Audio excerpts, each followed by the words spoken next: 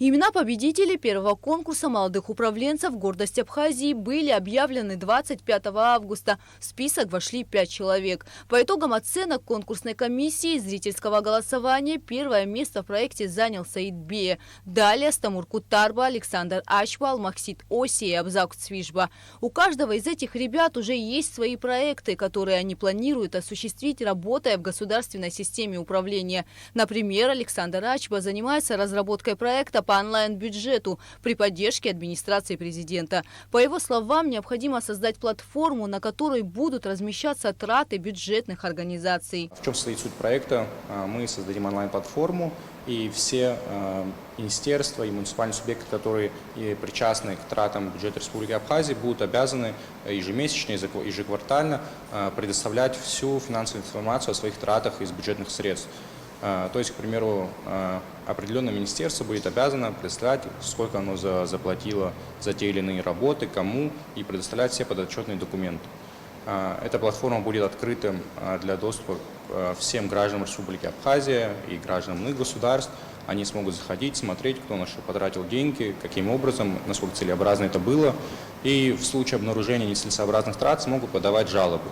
То есть я нахожу нецелесообразную трату на веб-сайте и подаю жалобу, которая отмечается на веб-сайте, передается в общественный комитет, который будет создан при данной платформе. Общественный комитет будет рассматривать жалобы и в случае подтверждения нарушений будет работать с контрольной палатой, с Министерством финансов для разрешения данной проблемы. Работа над этим проектом уже началась. Александр планирует создать веб-сайт в течение 5 месяцев. А вот у занявшего первое место в конкурсе Саида Бея несколько проектов. И все они направлены на развитие сферы образования в республике. Первая идея, я думаю, в течение 3-4 месяцев ее можно реализовать. Это создание общественного совета при Министерстве образования.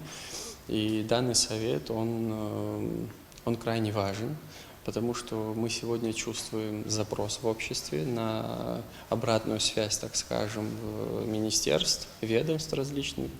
И поэтому, мне кажется, это целесообразно, и такого рода вопросы, сложные вопросы особенно, нужно принимать коллегиально.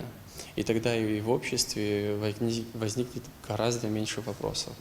Второй проект – это проект, он действительно очень сложный, этот проект. Я думаю, что можно приложить все усилия для того, чтобы он все-таки вошел в краткосрочную перспективу. Этот проект электронной платформы для учителей. Эта электронная платформа послужит методической помощью для начинающего учителя и для учителя, который уже с опытом работы может поделиться своими разработками.